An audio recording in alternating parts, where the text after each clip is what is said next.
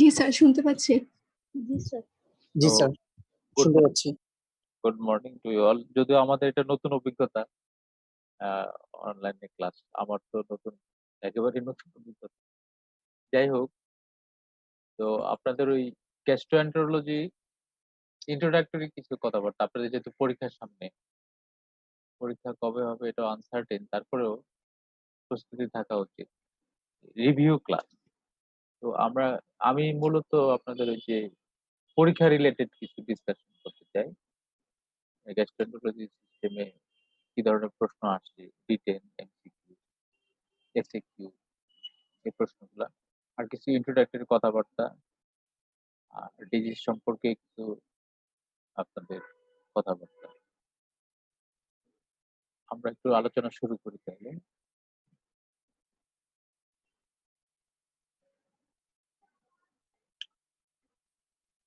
তো আমি শুরুতে একটা এমসিকিউ কোশ্চেন দিচ্ছি যে following are the features of gastrointestinal tract. যেমন বলছি যে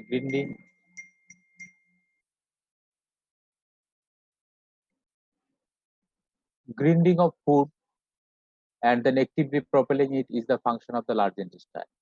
Small intestine extends from the ligament of praise to the ileocecal valve. Segmentation contraction and propulsive contraction occurs in small intestine. Immune regulation is one of the function of the large intestine. Digestion is the principally the function of the small intestine. The একটা এমসিকিউর যেমন 5টা stem থাকে যে true false, which one is true, আমরা একটু introductory কথাবার্তা বলে এসে প্রশ্ন উত্তরটা দেখি।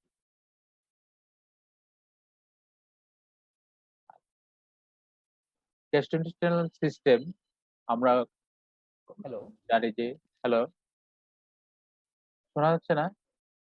জি স্যার, শোনা যাচ্ছে। তো গ্যাস্ট্রোইন্টেস্টিনাল সিস্টেম আমরা এলিমেন্টারি ট্র্যাক্ট আর অ্যাক্সেসরি অর্গান আছে, যেমন biliary, লিভার, হেপাটোবিলিয়ারি সিস্টেম, যেটা প্যানক্রিয়াস, স্প্লিন। আর এলিমেন্টারি ট্র্যাক্টটা extending from mouth to anus. হ্যাঁ, এই আমরা ভাগ করছি যে স্মল ইন্টেস্টাইন, লার্জ ইন্টেস্টাইন, এভাবে ভাগ করা হয়েছে। আর গাটের অরিজিন অনুযায়ী আমরা ফরগাট, পিটগাট এন্ড হাইন্ডগাট স্ট্রাকচার ভাগ করে। ইসোফেগাস, স্টোমাক, স্মল ইন্টেস্টাইন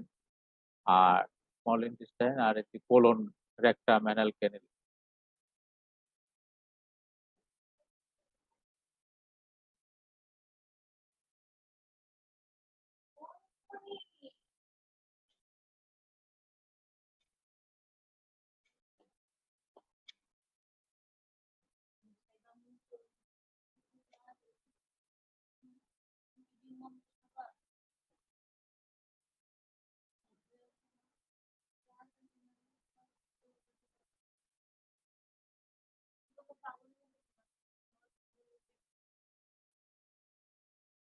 আচ্ছা, ইসোফেগাস মাস্কুলার টিউব। এটা হলো পেরিস্টালটিক সোয়ালিং ওয়েব। এটার একটা আপার স্ফিংক্টার আছে, লোয়ার স্ফিংক্টার আছে। Peristaltic swallowing wave that propels the food bolus to the stomach. আর stomach act as a hooper that causes grinding of the food and actively propelling it to the small intestine বা small bowel. This structure, look at this structure, esophagus, stomach. Sir আপনার slide হচ্ছে প্রথমটা দেখা যাচ্ছে কিন্তু ইসোফেগাসটা দেখা আসছে যাচ্ছে না। আসছে না? স্যার আপনি যেটা পড়াচ্ছেন সেটা আসছে না, কিন্তু ওহো! ইন্ট্রোডাকশন স্যার আপনি সেকেন্ড উপর থেকে স্লাইড শো থেকে স্যার আপনি যান, মানে ভালো হবে সেখান থেকে। এখানে আবার দিই না? এখন আসছে? জি স্যার। জি স্যার। এখন আসছে? জি স্যার, আসছে এখন। জি স্যার। আচ্ছা। This is esophagus, stomach, এই স্ট্রাকচার গুলো আপনারা জানেন। Pyloric part of the stomach, duodenum, তারপরে যে ডিউডেনাম শেষে small intestine, terminal ileum, ileocecal valve, cecum, ascending colon, transverse colon, descending colon, sigmoid colon, rectum, anal canal। Structure গুলো সব জানেন। This is ligament of Prays, ডিউডেনামের last পার্টে শেষ হচ্ছে। এখান থেকে হলো স্মল ইন্টেস্টাইন শুরু আর ileocecal valve। আর যদি ফরগাট, মিডগাট, হাইন্ডগাট আমরা ভাগ করি তাহলে এই লাইন বরাবর অংশটুকু এটা হলো মিডগাট স্ট্রাকচার আর এটা হলো হাইন্ডগাট স্ট্রাকচার। তাহলে ট্রান্সভার্স কোলনের 1/3 এদিকে হাইন্ডগাট স্ট্রাকচারে, transverse colon, descending colon, sigmoid colon, rectum এগুলো হলো হাইন্ডগাট স্ট্রাকচার। আর স্মল ইন্টেস্টাইন এবং ট্রান্সভার্স কোলনের এই 2/3 এটা পুরো হলো মিডগাট স্ট্রাকচার। আর ইসোফেগাস, স্টোমাক এই পর্যন্ত আসে হলো আপনার ফোরগাট স্ট্রাকচার। এগুলো অ্যাক্সেসরি যে লিভার, প্যানক্রিয়াস, গলব্লাডার, স্প্লিন। তাহলে small intestine extend from the ligament of Treitz to the ileocecal valve. Small ইন্টেস্টাইনের ফাংশন হলো digestion, mechanical, enzymatic and peristaltic digestion, absorption, protection against ingested toxin আর immune regulation. Small ইন্টেস্টাইনের digestion, absorption main কাজটা হলো small intestine করে। আর কিছু immune regulatory function আছে, প্রোটেক্টিভ ফাংশন। কোলনের কাজ হলো মূলত ওয়াটার এবং ইলেকট্রোলাইট অ্যাবজর্ব করে আর স্টোরেজ অর্গান। ডাইজেশন, অ্যাবজর্পশনের পরে রেমনেন্টস অফ দ্য ফুড এগুলোকে স্টোরেজ অর্গান হিসেবে কাজ করে আর ওয়াটার এবং ইলেকট্রোলাইট অ্যাবজর্ব করে। এখানে দুই ধরনের কন্ট্রাকশন হয়, সেগমেন্টেশন কন্ট্রাকশন, রিং কন্ট্রাকশন, আর একটা হলো প্রপেলসিভ কন্ট্রাকশন। গাটের কন্টেন্ট গুলোকে propel to the rectum and anal canal. আমরা যদি কমন ডিজিজ, এটা মূলত আপনার ওই ইয়া দেখেন সূচিপত্র, বিবলিও ইয়া সূচিপত্র দেখলে বুঝবেন যে কি কি ডিজিজ, এটা একটু জানা থাকা দরকার। Common disease of the gastrointestinal tract, এখানে মাউথ এবং স্যালিভারি গ্ল্যান্ড। মাউথে কিছু ডিজিজ, আলসারেশন, ওরাল আলসারেশনে কমনেস্ট হলো অ্যাপথাস আলসারেশন। অ্যাপথাস আলসারেশনটা কি? এটা হলো painful superficial ulcer, idiopathic. Stress বা স্ট্রেসফুল ইভেন্ট বা অ্যাংজাইটিতে বাড়ে, কিন্তু কজ ইজ আননোন। তো ওরাল ক্যাভিটি যে কোনো জায়গায় হয়, মিউকাস মেমব্রেন, বাক্কাল মিউকোসা, গাম, তারপর টাং, যে কোনো জায়গায় হতে পারে এবং স্পন্টেনিয়াসলি রিজলভ হয়ে যায়। আদার কজেস অফ আলসারেশন, ইনফেকশন যেমন ভাইরাল ইনফেকশন মূলত হার্পিস সিমপ্লেক্স বা আদার ভাইরাস, কিছু গ্যাস্ট্রোইন্টেস্টাইনাল ডিজিজ, ডার্মাটোলজিক্যাল ডিজিজ যেমন lichen planus, drug, systemic disease, না নিওপ্লাসিয়া, ওরাল ক্যান্সার।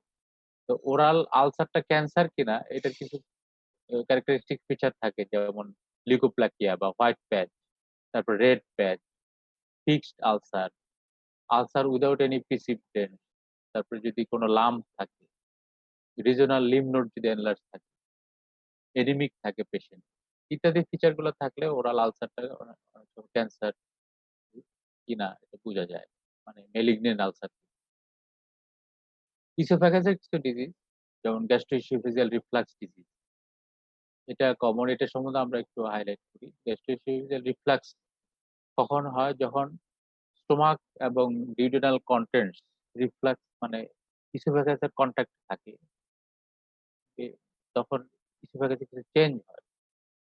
আর যেমন ইসোফেজাইটিস, তারপরে কিছু মেটাপ্লেসিয়া হয়, কলামনার লাইন ইসোফেগাস এরকম হয়।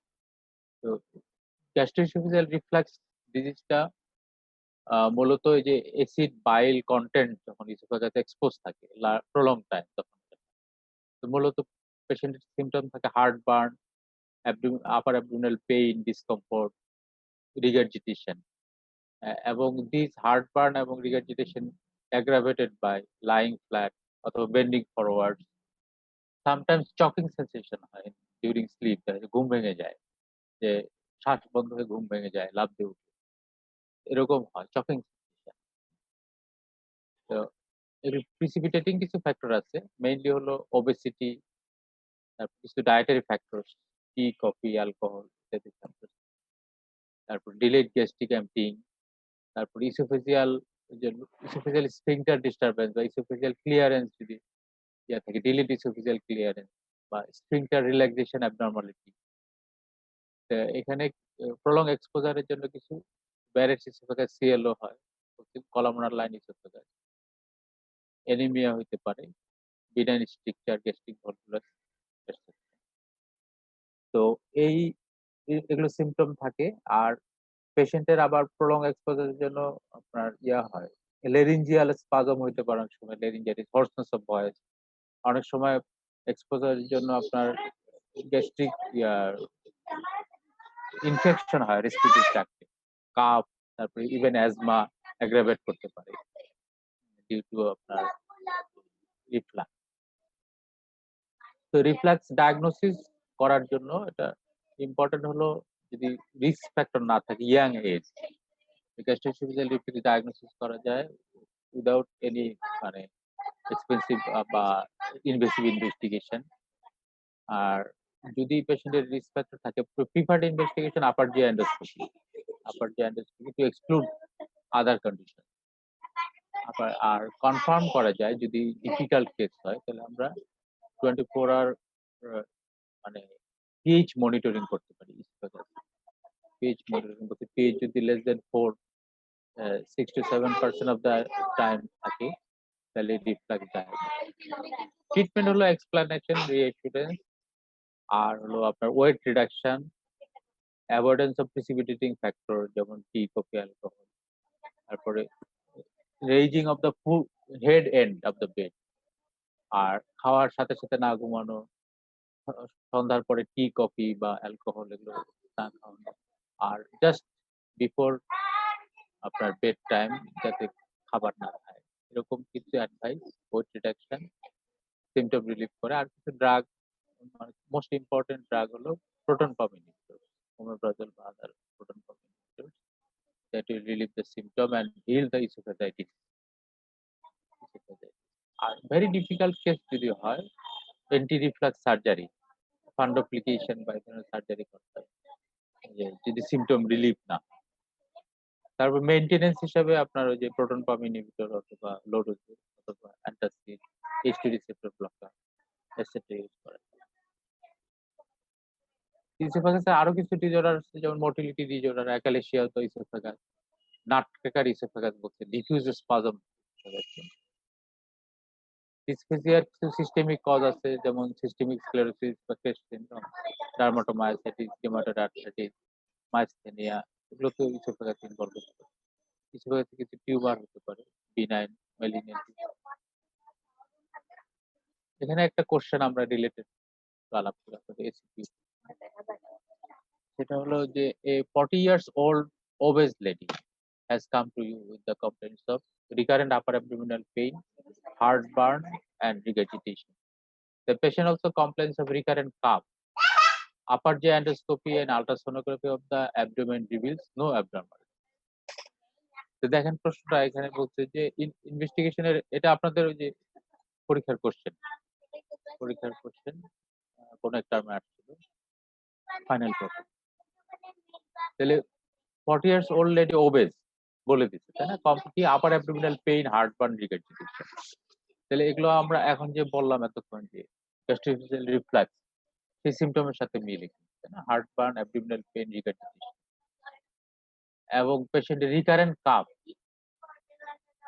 রিকারেন্ট চেস্ট ইনফেকশন হয়, যেটা বুঝতে আমরা রেসপিরেটরি ইনফেকশন। আপার যে এন্ডোস্কোপি করছে normal, ultrasonography reviews what is the probable diagnosis.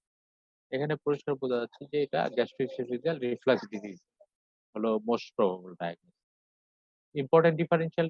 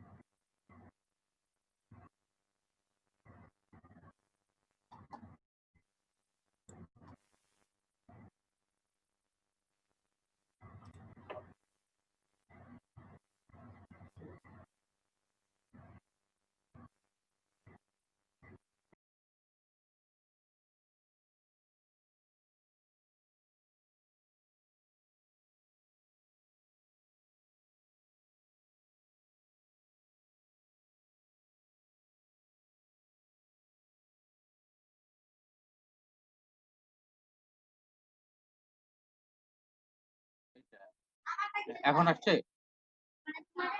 G sir, এখন শোনা যাচ্ছে। সরি, এটা লাইনটা ডিসকানেক্ট হয়ে গেছে। আমাদের অভিজ্ঞতা নতুন। তাহলে প্রশ্নটা আবার বলি, তাই না? A 40 years old obese lady has come to you with the complaints of recurrent upper abdominal pain, heartburn, regurgitation. The patient also complains of recurrent cough. Upper GI endoscopy and ultrasonography of the whole abdomen reveals no abnormality. So what is your probable diagnosis? Write down 3 important differential diagnoses. What investigation do you suggest for this case?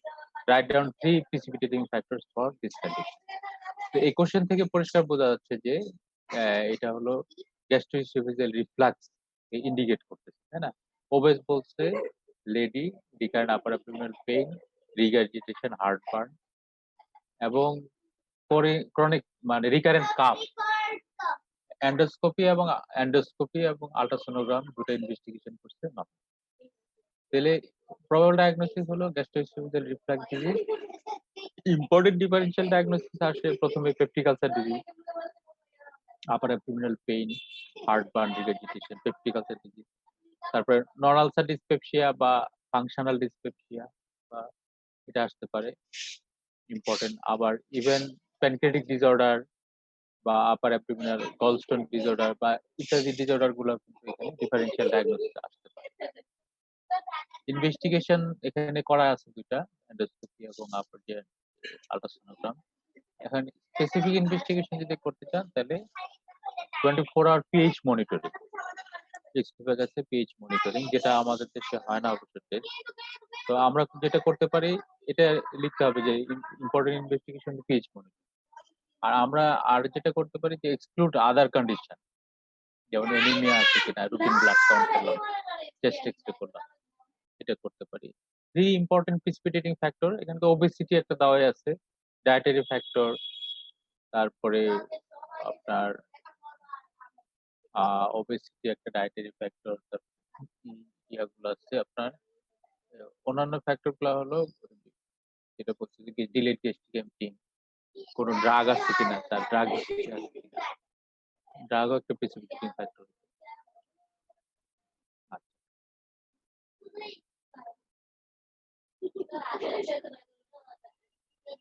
Next ইয়াতে আসি।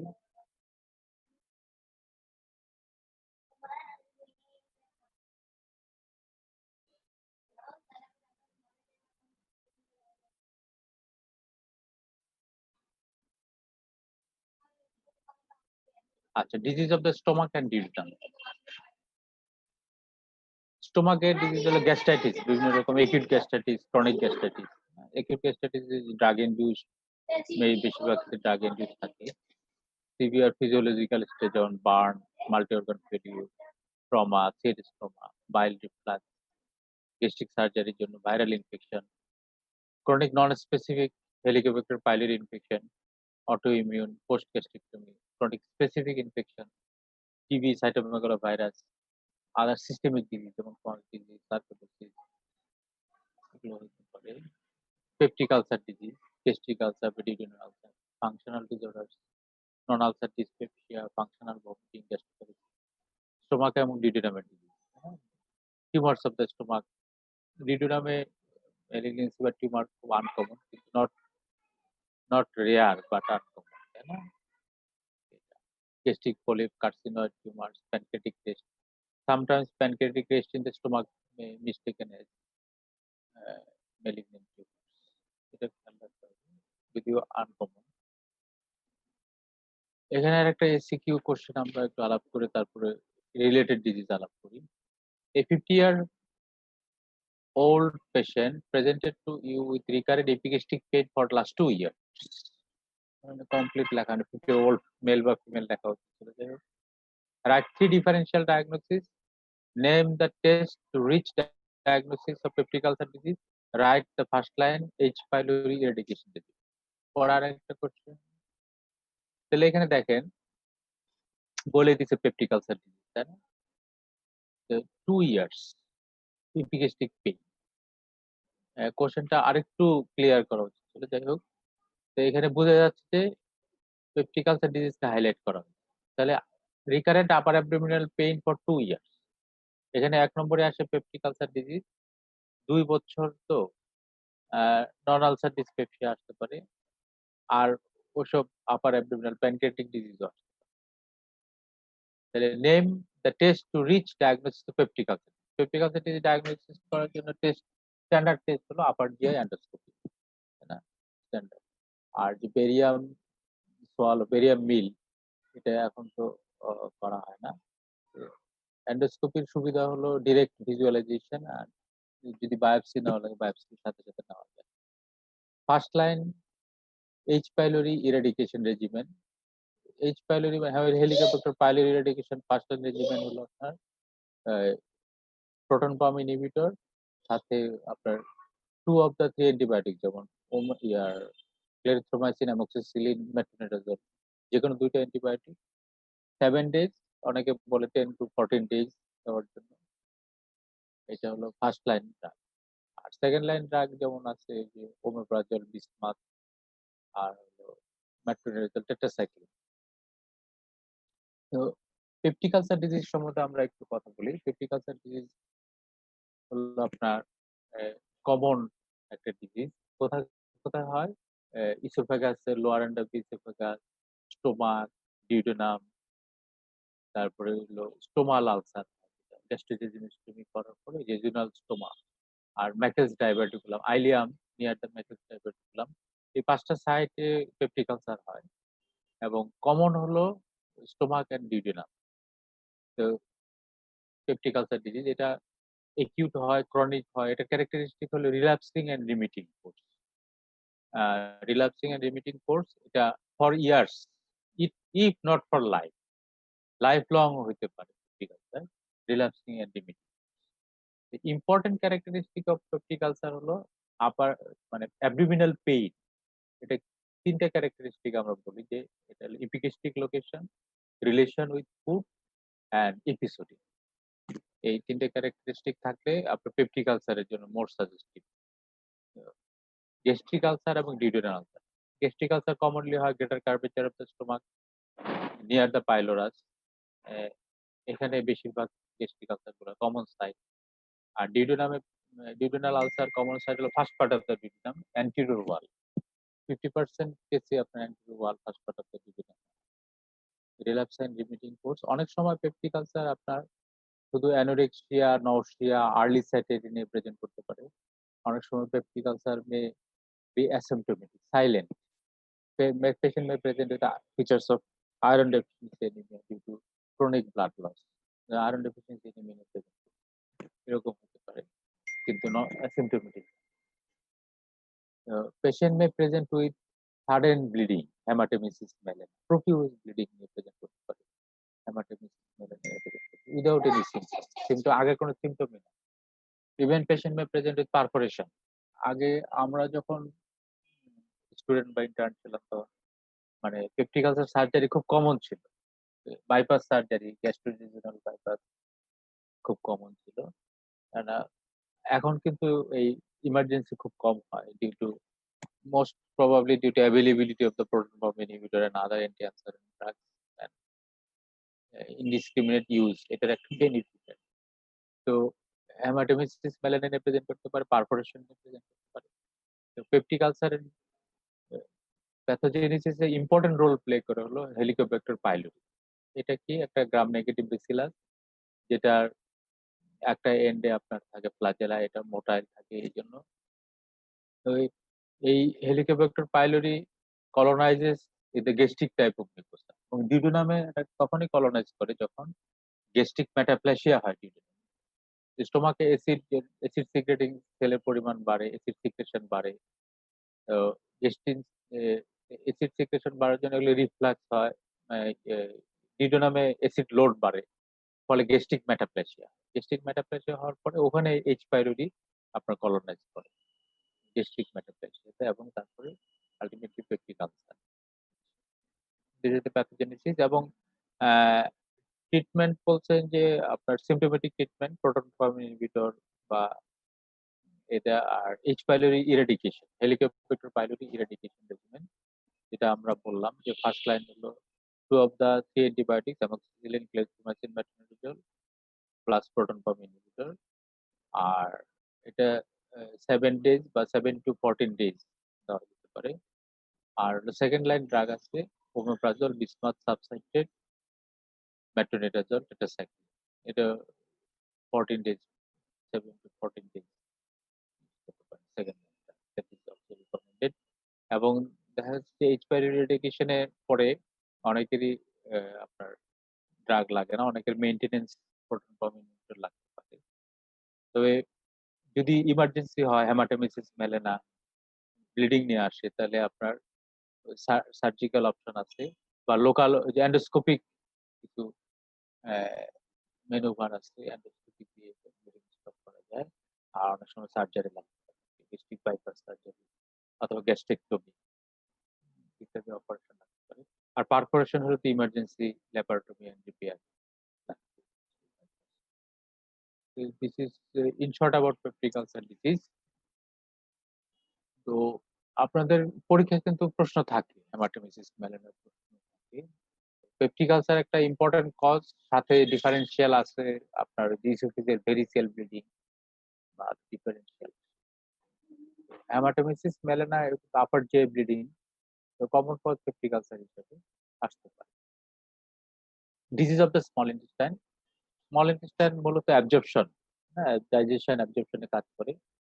Disorders causing malabsorption, celiac disease, tropical screw, dermatitis, hypertension, lupus disease, small bowel bacterial overgrowth বা Bland-Lues syndrome, short bowel syndrome, ileal resection, motility disorder, pseudo obstruction, chronic intestinal pseudo obstruction, idiopathic হতে পারে, secondary drugs, opiate, tricyclic antidepressants, smooth muscle disorders, scleroderma amyloidosis, minded reflexes disorder, paranephrotic syndrome, CNS disorder, endocrine metabolic disorder, intestinal pseudo obstruction, miscellaneous disease of the small intestine, protein losing enteropathy, বিভিন্ন রকম আসছে, যেমন ulcerative colitis, Crohn's disease বা intestinal tuberculosis, এগুলো protein losing এন্টেরোপ্যাথি, lymphoma, তারপর malignancy, small intestine এগুলো তো protein losing এন্টেরোপ্যাথিতে হয়। intestinal lymphatic dysphagia, ulceration of the small intestine, anxiety associated toxicity, eosinophilic gastroenteritis, Meckel's diverticulum, lactose intolerance, food allergy, infection হতে পারে, traveler's diarrhea, giardiasis, amoebiasis, abdominal tuberculosis, tumors of the small intestine benign যেমন adenoma, gastrointestinal stromal cell tumor, lipoma, hematoma, malignant tumor, adenocarcinoma, carcinoid tumor, malignant gastrointestinal stromal cell tumor, lymphoma, carcinoid tumor, immunoproliferative small intestinal disease, uncommon। এখানে আমরা একটা প্রশ্ন নিয়ে আসছি, সেটা হলো যে 40-year-old man presented with frequent phases of loose stool with significant weight loss for the last 3 months. On examination, he has anemia, angular stomatitis, and glossitis.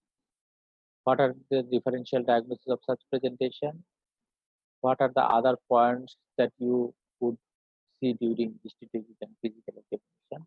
How would you investigate?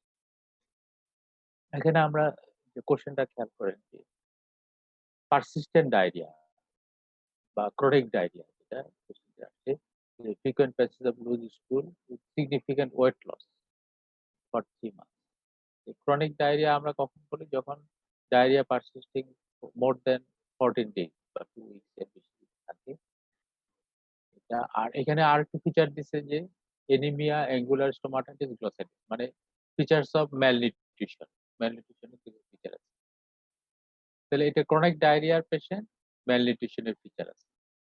তো ইম্পর্টেন্ট ডিফারেনশিয়াল ডায়াগনোসিস কি আসতে পারে?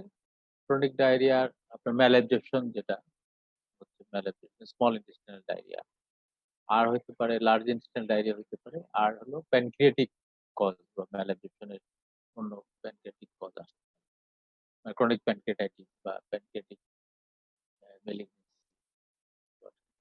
তাহলে এখানে কি differential diagnosis of such presentation, তাহলে small intestinal ডায়রিয়ার জন্য কি হতে পারে? এই যে স্মল ইন্টেস্টাইন আমাদের দেশে কমন হলো টিউবারকুলোসিস, ইন্টেস্টাইনাল টিউবারকুলোসিস হতে পারে, লিম্ফোমা হতে পারে, স্মল ইন্টেস্টাইনাল ডায়রিয়া, লার্জ ইন্টেস্টাইনের কজ হতে পারে, এখানে মেলিগনেন্সি আসতে পারে, টিউবারকুলোসিস আসতে পারে। আর হলো প্যানক্রিয়াটিক, ক্রনিক প্যানক্রিয়াটাইটিস কমনলি আসে। আর malabsorption, malnutrition এর feature আসছে। What are the other points you will see during history taking and treating? আচ্ছা, আমরা একটা চার্ট দেখি পরে। Chronic diarrhoea, chronic diarrhoea patient clinical feature আমরা অন্যান্য পয়েন্ট গুলো এখান থেকে আমরা আনতে পারি। যেমন এটা যদি কলোনিক হয়, কলোনিক ডায়রিয়া হলে তাহলে blood mucus mixed with stool আসবে, আর অ্যাবডোমিনাল পেইন থাকে সাথে, ক্র্যাম্পিং, লোয়ার অ্যাবডোমিনাল পেইন যদি লার্জ ইন্টেস্টাইন কলোনিক ডায়রিয়া। আর যদি ম্যালঅ্যাবজর্পশনে হয় তাহলে স্টেটুরিয়া থাকে। স্টেটুরিয়া থাকে হলো ফ্রদি স্টুল, যেটা that floats on toilet, difficult to flush, মানে steatorrhoea. Undigested food material mixed with food and weight loss and nutritional other nutritional disturbance, যেখানে ওখানে বলছে অ্যাঙ্গুলার স্টোমাটাইটিস, এনিমিয়া, গ্লসাইটিস এগুলো থাকে। আর শরীরে বডিতে আমরা একটা ছবি দেখাতে পারি, ম্যালনিউট্রিশন আদার ফিচার গুলো থাকতে পারে, সেগুলো আমরা দেখবো। আর যদি স্মল ইন্টেস্টাইনাল ডায়রিয়া হয় তাহলে large volume, water stool, abdominal bloating এবং cramping, mid abdominal pain. Small intestinal diarrhoea হলে মিড অ্যাবডোমিনাল ক্র্যাম্পিং পেইন। তাহলে কলোনিক, এখানে ডিফারেনশিয়াল ডায়াগনোসিস দেওয়া হয়েছে inflammatory bowel disease, microscopic colitis, neoplasia, ischaemia, IBS, irritable bowel syndrome. এখানে IBS excluded, কারণ এখানে তো অর্গানিক ফিচার আছে, তাই আইবিএস এক্সক্লুডেড। তো আমরা এখানে ইনভেস্টিগেশন করতে পারি কলোনোস্কোপি, বায়োপসি, হাইলিও কলোনোস্কোপি। ম্যালঅ্যাবজর্পশনের জন্য কি কারণ? প্যানক্রিয়াটিক মানে ইন্টেস্টাইনাল কজ বা প্যানক্রিয়াটিক কজ দুটোই হতে পারে। প্যানক্রিয়াটিক কজ হলো chronic pancreatitis, pancreatic cancer, cystic fibrosis. Enteric cause হলো coeliac disease, tropical sprue, lymphoma. আমাদের দেশের জন্য এখানে অবশ্যই টিউবারকুলোসিস বলতে হবে। আর স্মল বাওয়েলে Crohn's disease, drug induced NSAID, অ্যামাইনোসেল এসএসআরআই। আচ্ছা, সব ক্ষেত্রে আমরা বেরিয়াম ফলোথ্রু করতে পারি, বেরিয়াম ফলোথ্রু করলে। আর আমরা টিস্যু ডায়াগনোসিস করার জন্য কলোনোস্কোপি, টার্মিনাল আলিয়াম থেকে আমরা বায়োপসি নিই। স্মল ইন্টেস্টাইনাল অনেক সময় ডিউডেনাল বায়োপসি নেওয়া লাগতে পারে। আচ্ছা, এখন ডায়রিয়ার পেশেন্টের ওই যে আমরা বলছি what are the other feature, তাহলে হিস্ট্রিতে আমরা এই জিনিস পয়েন্টগুলা, symptom check list for diarrhoea disorder. আমরা ডায়রিয়া একিউট না ক্রনিক ইন্টারমিডিয়েট, এখানে আমরা বলছি prolong diarrhoea, chronic diarrhoea. Tenesmus, urgency, incontinence আছে কিনা, মানে ইনকন্টিনেন্স লার্জ ইন্টেস্টাইনের ফিচার, আর্জেন্সি, ইনকন্টিনেন্স। স্টুল, এই যে ওয়াটারি ভলিউমিনাস থাকলে সেক্ষেত্রে ওয়াটারি লার্জ ভলিউম স্টুল যদি থাকে, স্মল বাওয়েল ডিজিজ। আচ্ছা, স্মল বাওয়েল স্মল ভলিউম যদি থাকে, excessive frequency large bowel, acidic blood mucus, তাহলে লার্জ ইন্টেস্টাইনের। স্লিপ ডিস্টারবেন্স ডায়রিয়া মানে অর্গানিক না ফাংশনাল, যেটা বোঝার জন্য স্লিপ ডিস্টারবেন্স যদি না থাকে তাহলে বুঝতে হবে যে এটা অর্গানিক না ফাংশনাল, তাই না? আর স্লিপ ডিস্টারবেন্স থাকলে বুঝতে হবে অর্গানিক। আর আরো একটু হিস্ট্রি নিতে হবে, contact history of diarrhoea, travel abroad, এটা ফার্স্ট ওয়ার্ল্ডের জন্য। আচ্ছা, relevant sexual contact, gay bowel syndrome বলতে, অ্যালকোহল মিসইউজ, গ্যাস্ট্রোইন্টেস্টিনাল সার্জারি। আচ্ছা, family history of gastrointestinal disorder, তারপর any gastrointestinal symptom, abdominal pain, vomiting আছে কিনা, সিস্টেমিক ডিজিজ, অন্যান্য সিস্টেমিক ডিজিজের ফিচার আছে। কিন্তু ম্যালনিউট্রিশনের অন্যান্য ফিচার গুলা যেমন CNS feature, lethargy, depression, deficiency feature, night blindness, vitamin A deficiency, anaemia, iron, vitamin বি12, ফলেট ডেফিসিয়েন্সি, এঙ্গুলার স্টোমাটাইটিস আমাদের পেশেন্টের আছে, গ্লোসাইটিস আছে, ব্লিডিং। আচ্ছা, ফলিকুলার হাইপারক্যারোটিস, ভিটামিন এ ডেফিসিয়েন্সির জন্য, অ্যাবডোমিনাল ডিস্টেনশন, ওয়াটারি ডায়রিয়া আছে, poor wound healing, vitamin C, zinc deficiency, protein deficiency, purpura bruising, vitamin C, vitamin K deficiency, zinc deficiency, koilonychia থাকতে পারে, আয়রন ডেফিসিয়েন্সি।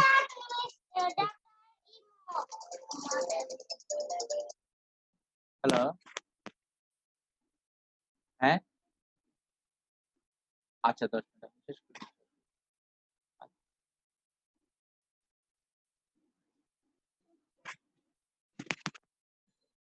আচ্ছা তাহলে ম্যালনিউট্রিশনের ফিচার গুলো দেখলেন। আরেকটা কোশ্চেন দেখেন এখানে 26-year-old man presented with recurrent loose motion for last 10 months without any weight loss or rectal bleeding. There is a cramping abdominal pain which relieves after defecation. What is your diagnosis? তাহলে এটাও কিন্তু ডায়রিয়ার patient, prolong diarrhoea 10 months period.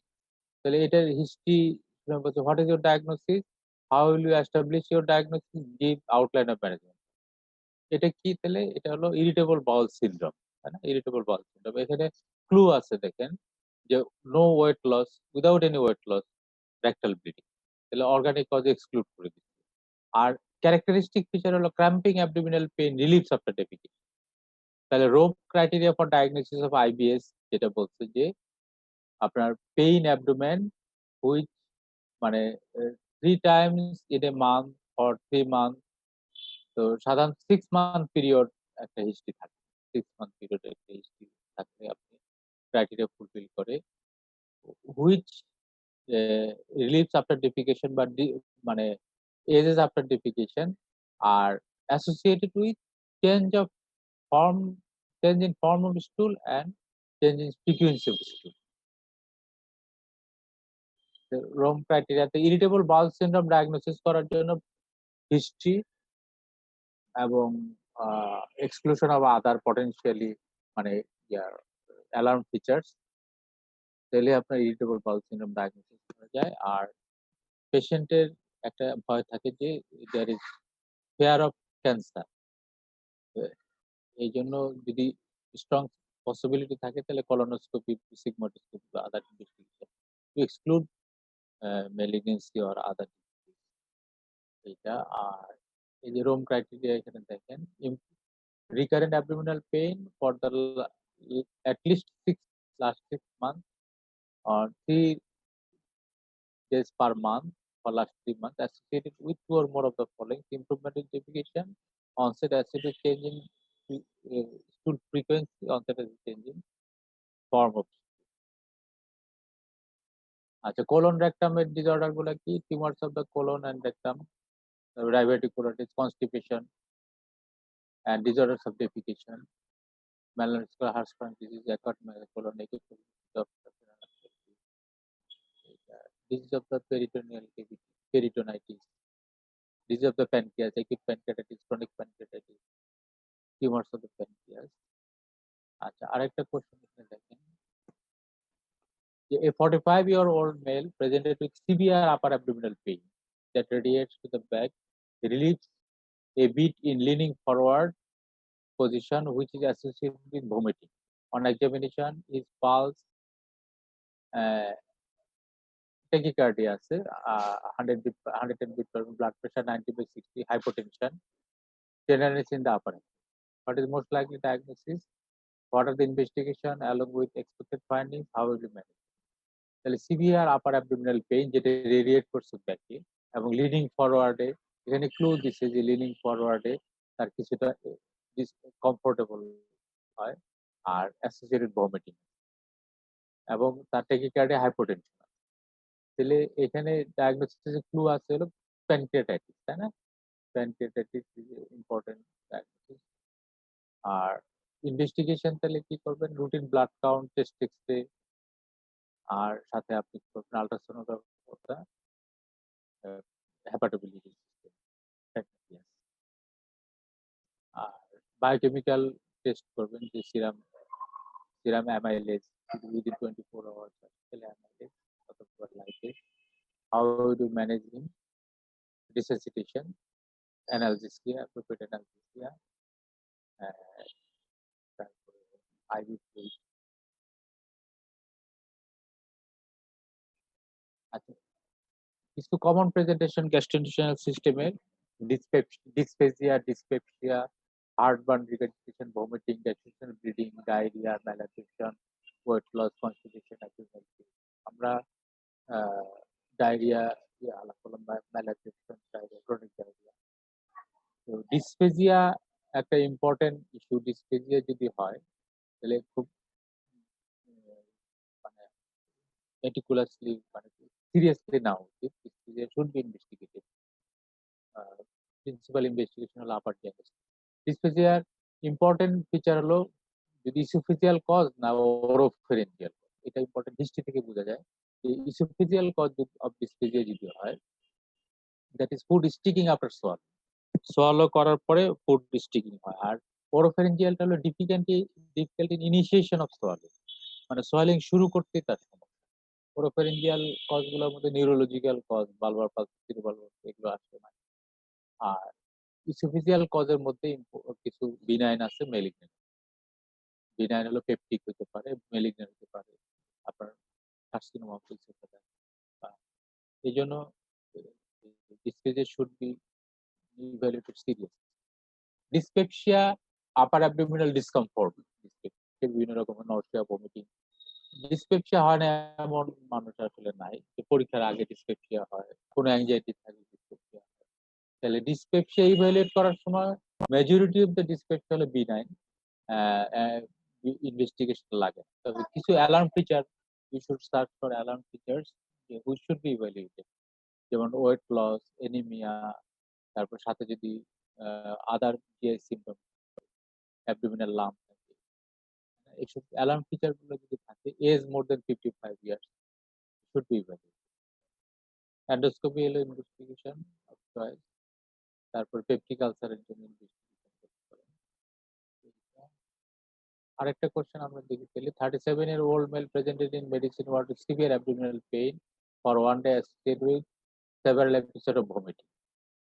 এখানে mention important differential diagnosis, write down physical sign, you must look bedside during clinical assessment, selective investigation considered as a diagnosis.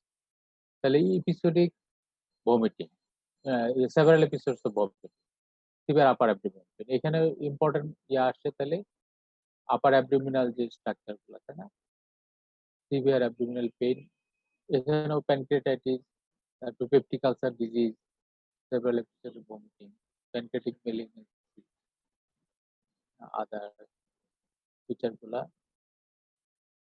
Physical sign. Initial clinical assessment হলো আপনার haemodynamic status দেখবেন এবং abdominal কোনো যে lump আছে বা আদার feature.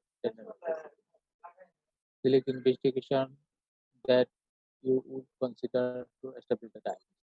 So pancreatitis diagnosis করার জন্য biochemical, serum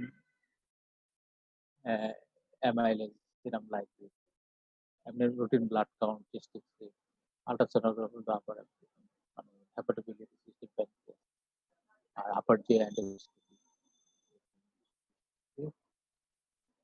অ্যাবডোমিনাল পেইনে দেখেন যে এখানে লোকেশন দেখাচ্ছি যে ফরগাট পেইন ইপিগেস্টিয়ামে থাকে, ফরগাট অরিজিন যদি থাকে, মিডগাট পেইন মিডলায় অ্যারাউন্ড দ্য আম্বেলিকাস বা মিডাল সিস্টেম, হাইন্ডগাট পেইন থাকে লোকেশন। আর অ্যাবডোমিনাল পেইন নিয়ে আসলে, সিভিয়ার অ্যাবডোমিনাল পেইন নিয়ে আসলে প্রথমে ইউ শুড এক্সক্লুড যে whether the patient has peritonitis. একটা পেশেন্ট যখন পেরিটোনাইটিস নিয়ে আসে তখন দেখবেন যে পেশেন্টের স্ট্যান্ড স্টিল, মানে দাঁড়ায়, নড়াচড়া করে না। নড়াচড়া করলে পেইন, যেহেতু পেরিটোনিয়াল ইনফ্লামেশন আছে, একদম চুপচাপ, তাই না, সাইলেন্ট ইয়ে থাকে। আর যদি স্পাজমোডিক পেইন হয়, কলিকি পেইন হয়, patient roll on the bed. Sir আর 1 মিনিট আছে স্যার। হ্যাঁ, শেষ করে দিচ্ছি। তাহলে পেইনটা একটু খেয়াল করবেন যে পেইন যদি থাকে, এরকম পেরিটোনাইটিস ফিচার থাকে, তাহলে আর্জেন্ট রিসাসিটেশন ল্যাপারোটমি লাগবে। আর যদি এই পেরিটোনাইটিস ফিচার না থাকে তাহলে আপনি আস্তে আস্তে অন্যান্য টেস্ট দিয়ে এক্সক্লুড করবেন। যেমন ব্লাড টেস্ট করলেন যে এটা প্যানক্রিয়াটাইটিস কিনা, পারফোরেশন, এক্সরে করলেন যে ওরকম ইয়ে কিনা, অ্যাবডোমিনাল এক্সরে করলেন, ইনজেকশন অবস্ট্রাকশন কিনা, কোলিসিস্টাইটিস আল্ট্রাসাউন্ড করলেন, তারপরে এই এই জিনিসগুলো করলেন। যদি পেরিটোনাইটিস ফিচার থাকে তাহলে সার্জিক্যাল ইন্টারভেনশন হবে। তাহলে আরো অনেক কিছু ছিল, যাই হোক। আর ব্লিডিং, যেটা আপার জিআই ব্লিডিং, আপার জিআই ব্লিডিং এর কমন কজ আসে হলো আপনার যে পেপটিক আলসার, আর হলো এইদিকে হলো ইসোফেজিয়াল। আমরা নেক্সট 11টায় হয়তো আমরা আবার একটু আলাপ করতে পারবো যে হেপাটোবিলিয়ারি ডিজিজ নিয়ে, তখন ওই ইসোফেজিয়াল ভেরিক্স বা এগুলো নিয়ে একটু। তো ডিসিশন শর্ট আবার শেষ করে দিই, পরে বোধহয় ক্লাস আছে। তাহলে 11টায় আমরা আবার মিট করতেছি নাকি স্যার? জি স্যার, 11 ডেজ স্যার। আচ্ছা। Okay sir, thank you sir.